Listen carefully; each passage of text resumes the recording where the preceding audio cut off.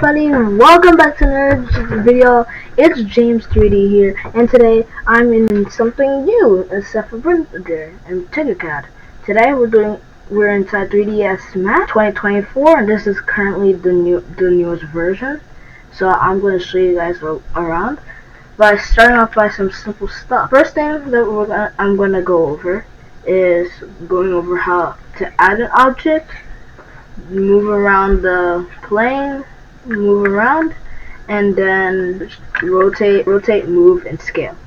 So we're going to start that. So the first thing you want to do is to go up into this right side. It says box, cone, sphere, geosphere, cylinder, tube, torus, pyramid, teapot, plane, and net, text plus. So first I'm going to go with the standard box. And something interesting is going to happen when we're adding this. So if I go in the front mode, you could actually see that it first starts off like on the YX plane, and then it just goes on from there. If I was going to do it at the top, that's what happens. And if I was doing it on the left, same thing will happen. So what happens if I did it with a cone? Cones are a little bit more unique, because you have to do around 3 clicks, like 1, 2, 3, for the base, the height, and then the top radius. Then we also have a teapot, which is kind of odd to see here, but there we go, and we have it anyway. A torus. We could do a lot of stuff with that torus. It looks like a donut. Ish. A pyramid. You could make the pyramids of Giza like this.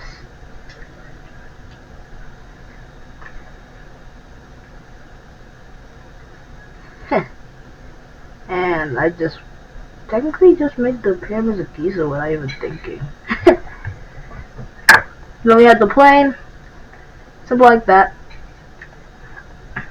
And then, of course, never forget the tube.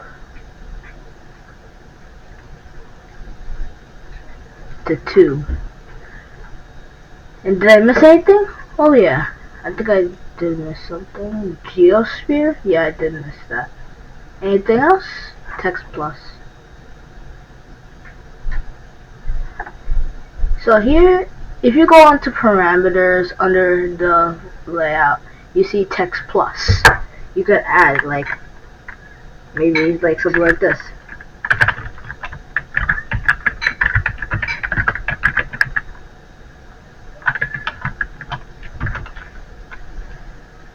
Like how we subscribe to James 3D. And now we did that. Now the next thing. Moving. Now moving is a lot of fun if you know what you're doing. So you could go up here to move, or you could use the hotkey W. And if you're in the move mode, you can actually move anything. So what if I was moving this? I could just go grab it and it moves. Up here it moves. I can move it all the way down here. It moves. And cover up the S. Still moves. Then to rotate, E. You can rotate anywhere you want. Like I can rotate like this. I can rotate it like here. And I can even rotate it here. Cool. Then finally, R. Now, this one is pretty unique, because for R, you can actually scale it on edges as well.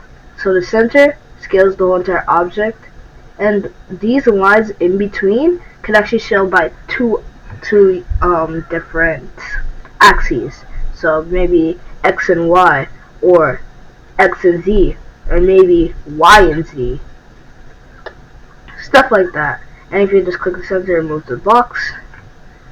And now you can also select in place. So I can just drag it and I can move it as well. So these four can show about scaling. So W, E, and R and is best if you're like in select object, so you can just select an object easily. Don't have to worry about that. Next thing, so we covered on how to make different types of shapes. I also covered how to make text. I also covered how to move, rotate, and scale, plus drag and move. Now the last thing is, how do I move?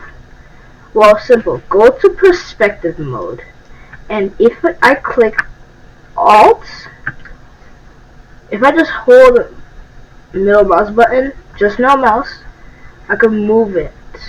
Anyway, I could use the scroll to scroll in and out. I could use Alt and middle mouse to move around an object. Then you can also look at perspective. So F for front, T for top, and left for left. And if